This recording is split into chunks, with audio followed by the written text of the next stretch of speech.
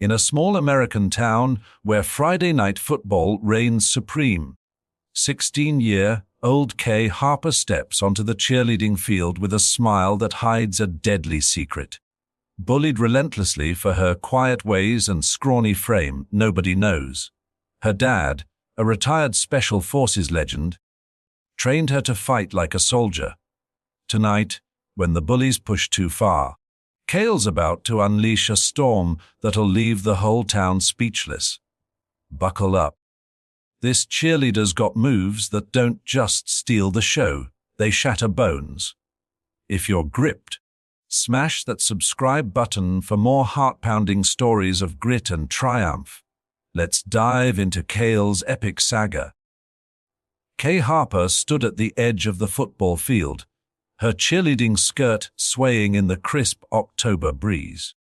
The stadium lights of Willow Creek High blazed overhead, casting stark shadows across the packed bleachers. In Willow Creek, Ohio, a town of 8,000 where football was a religion, tonight's homecoming game against the Jefferson Jaguars had the crowd buzzing with anticipation. Kaye, a junior with freckles dusting her cheeks, clutched her red and white pom-poms, her hazel eyes scanning the stands.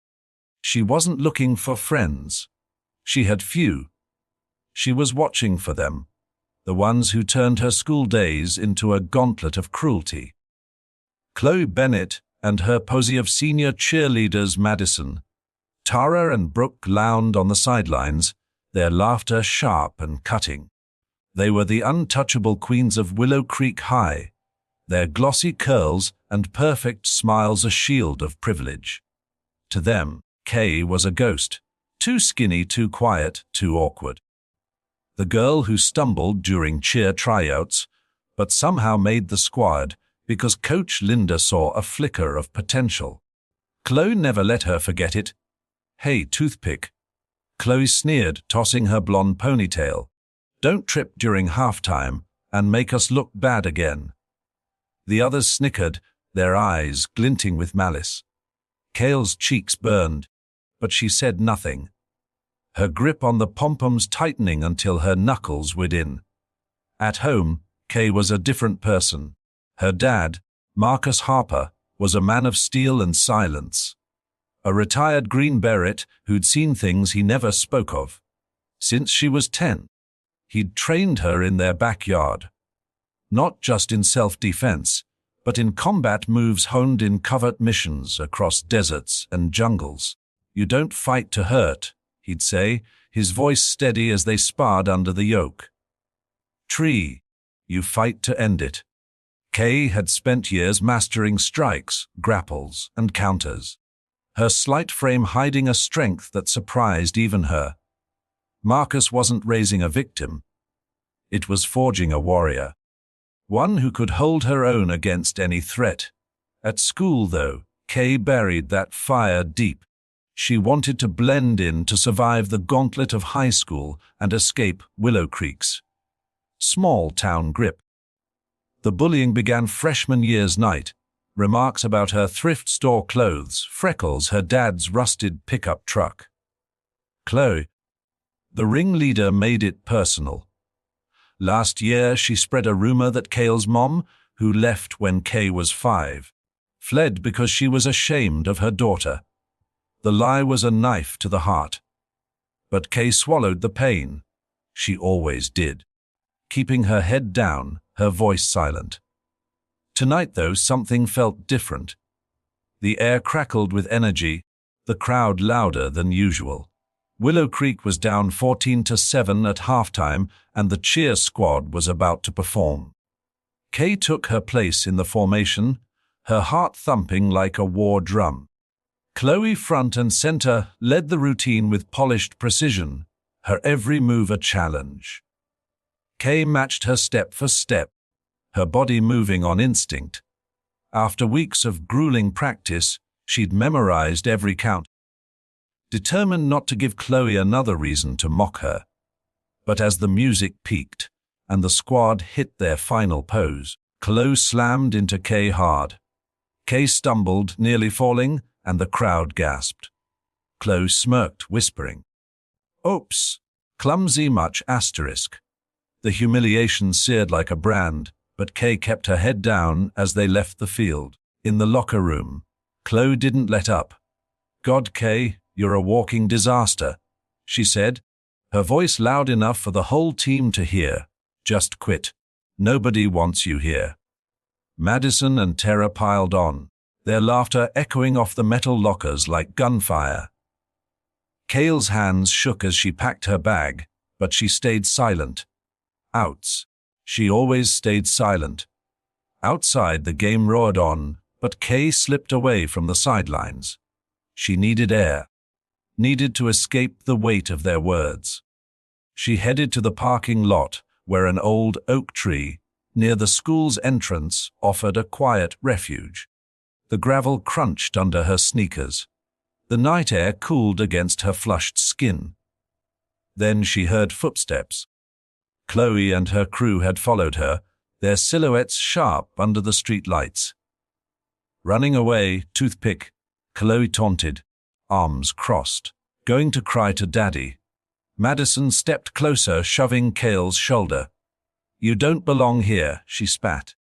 Tara grabbed Kaye's bag, dumping its contents onto the gravel, notebooks, pens. A water bottle scattering in the dirt. Brooke kicked the bottle, sending it skidding. Kaye's pulse surged, her breath quickening. Something snapped inside her, a spark igniting years of bottled-up rage. Her dad's voice echoed in her mind. "You don't start fights, Kaye, but when they come, you finish them." She stood taller, her voice low but steady. "Back off, Chloe." The words shocked even her, slicing through the night air. Chloe laughed, stepping into Kaye's space, her breath hot. "Or what? Freak." Madison shoved again, harder, her hands rough. That was the trigger. Chloe's training surged like a reflex, her body moving before her mind caught up. She sidestepped Madison's next push, grabbed her wrist, and twisted it just enough to make her yelp. Madison stumbled, her eyes wide with shock. Chloe lunged, swinging a sloppy punch, but Kaye ducked, her movements fluid and precise, caught Chloe's arm, yanked her forward, and swept her legs out from under her. Chloe hit the gravel with a thud, gasping for air. Tara and Brooke froze, their bravado evaporating. "Stay down," Kaye said, her voice calm but unyielding. Red-faced and furious, scrambled to her feet and charged again. Kaye didn't hesitate. She blocked Chloe's wild swing, drove her palm into Chloe's sternum, and sent her sprawling back into the dirt. The move was clean, surgical, straight from Marcus' playbook. The other girls backed away, their eyes darting nervously. Kaye stood over Chloe, her breath steady. "I said, stay down. By Monday." The school was a cauldron of whispers. Someone had filmed the fight on their phone, and the grainy video spread like wildfire across group chats and social media. Kaye, the quiet cheerleader, had taken down Chloe Bennett like she was nothing. The bullies avoided her in the halls, their gazes dropping when she passed. But victory came at a cost. Principal Andrews called Kaye into his office, his face stern. Fighting, even in self-defense, violated school policy. She was suspended for a week, and her spot on the cheer squad hung in the balance. Coach Linda, torn between admiration and protocol, said she'd decide Kaye's fate after the suspension. Kaye braced for her dad's anger, but Marcus just leaned back in his chair at the kitchen table. "You did what you had to," he said, his voice calm. "But this isn't over. People hold grudges." He was right.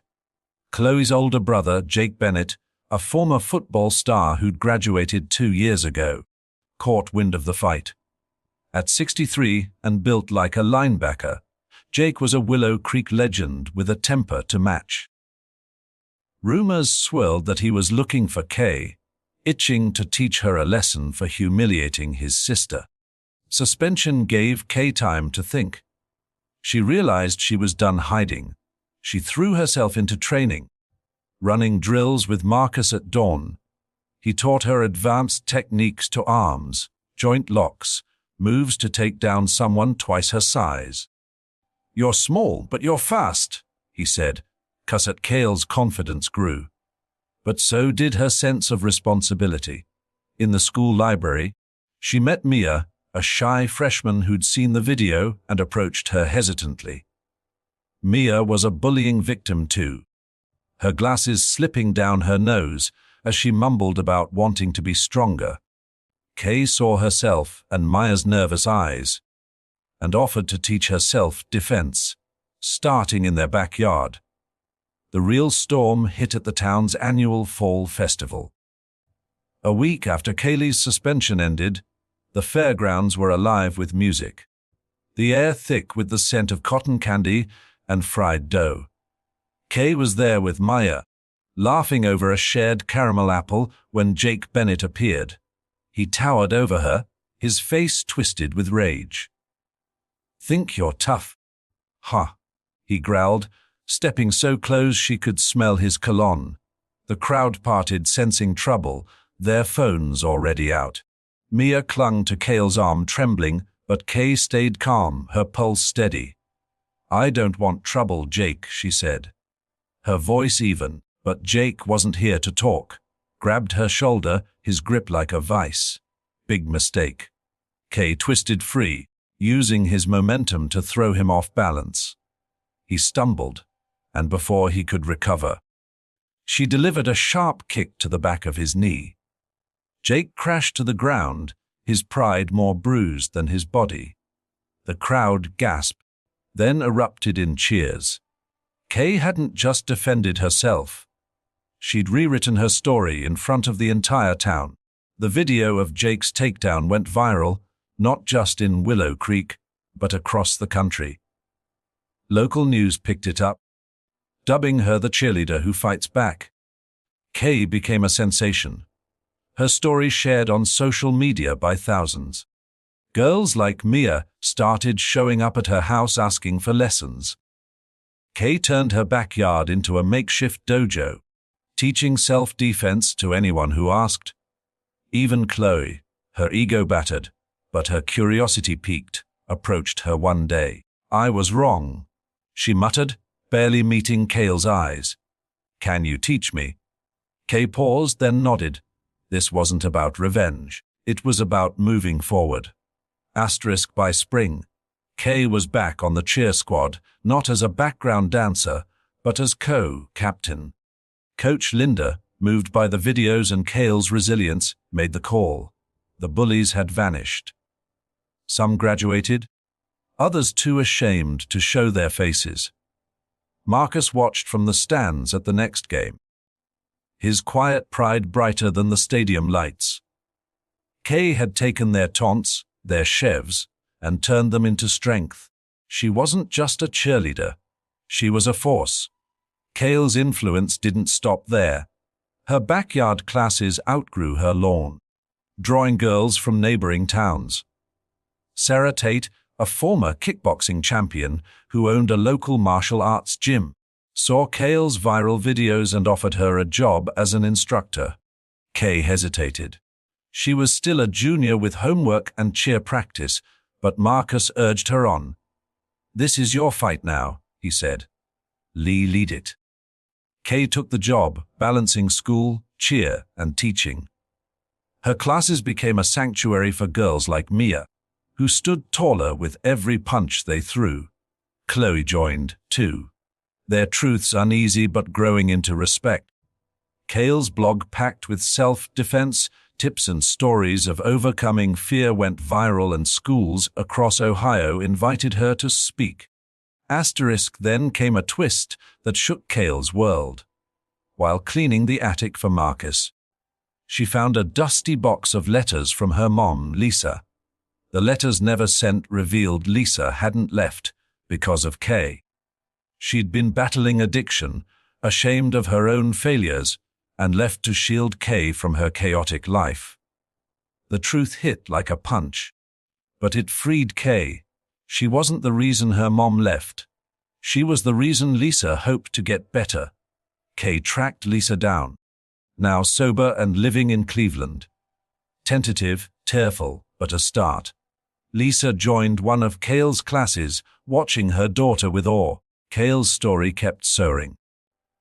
A national talk show invited her to share her journey, and she walked onto the set with Mia and Chloe by her side, a testament to her impact. But the real game changer came when Kaye's classes caught the attention of a non-profit dedicated to empowering young women, offered to fund a statewide program based on her model with Kaye as its ambassador. Nervous but determined, she accepted, working with Sarah to expand the gym into a second location. Her blog evolved into a platform with thousands of followers, sharing stories of girls who'd found their strength. Lisa became a regular at the gym, helping with outreach and rebuilding their bond. Kaye even faced a new challenge, a rival gym owner who doubted her skills, challenging her to a friendly sparring match at a regional expo. Kaye won not with brute force, but with the precision Marcus taught her, earning respect from skeptics. She wasn't just fighting bullies anymore. She was building a movement, one punch at a time. Willow Creek, once a cage, was now her launchpad.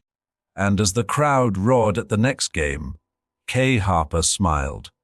Not the timid smile of a girl fading into the shadows, but the fierce grin of someone who'd claimed her place.